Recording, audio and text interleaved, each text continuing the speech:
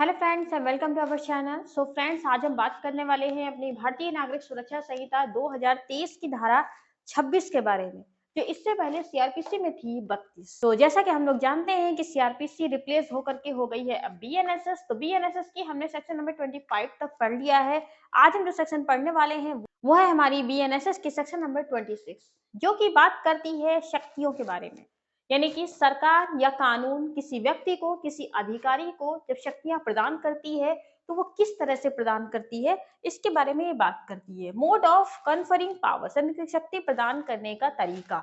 शक्तियां किस तरह दी जाती हैं किसी अधिकारी को या किसी व्यक्ति को सरकार या कानून के द्वारा, इसके बारे में आज हम डीपली समझेंगे और आसान से आसान भाषा में आपको समझाने की कोशिश करेंगे। 2 पॉइंट्स में समझेंगे। फर्स्ट पॉइंट हमारा कहता है मैनर ऑफ कन्फरिंग पावर, शक्तियां प्रदान करने का ढंग या फिर शक्तियां देने का तरीका। तो शक्तियां देने का तरीका क्या होता है? किसी अधिकारी को, किसी पदाधिकारी को, किसी व्यक्ति को अगर सरकार के द्वारा कोई शक्ति देनी है तो वह किस प्रकार देगा? वो राज्य सरकार के द्वारा दी जाएंगी या फिर दी जाएंगी हाई कोर्ट के द्वारा। हाई कोर्ट आदेश देगा, राज्य सरकार आदेश देगी और वो पदाधिकारी, वो अधिकारी या वो व्यक्ति जिसे वो शक्तियां दी जा रही है वो उनके आदेशों का पालन करेगा और इस तरह से वो शक्तियां उन्हें सरकार ट्रांसफर कर सकती है।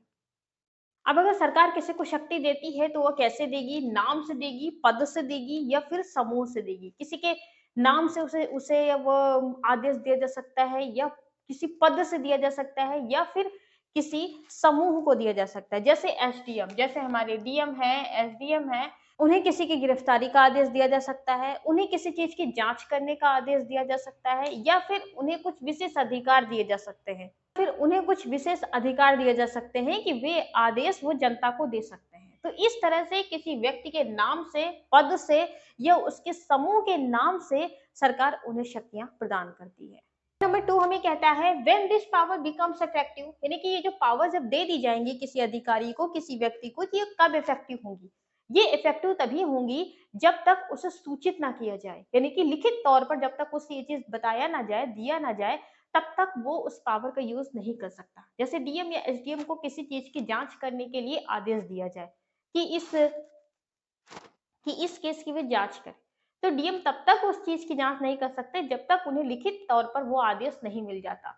जब तक उन्हें वो लिखित तौर पर किसी तारीख में आदेश मिलता है तभी वो आगे अपनी कार्रवाई शुरू करेंगे। यानी कि जब किसी को पावर मिलती है तो वो लिखित तौर पर सरकार के द्वारा दी जाती है और उसके बाद वो व्यक्ति अपने आगे की कार्रवाई शुरू करता है, यानी कि अपनी पावर का यूज कर सकता है।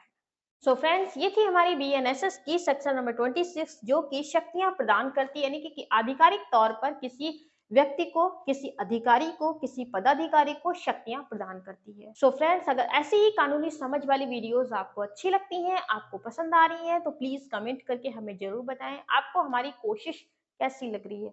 हम और भी ऐसी ही नई नई वीडियोस लाते रहेंगे, लेकिन अगर अगर आप लोग कमेंट्स करते हो हमें बहुत अच्छा लगता है और कमेंट करके जरूर बताएं कि आप अगली वीडियो किस सेशन पर चाहते हैं, किस टॉपिक पर चाहते हैं, हम वो वीडियो आप तक जरूर पहुंचाएंगे। तो अगर आपने वीडियो यहाँ तक देखी है तो आपका बहुत बहुत धन्यवाद।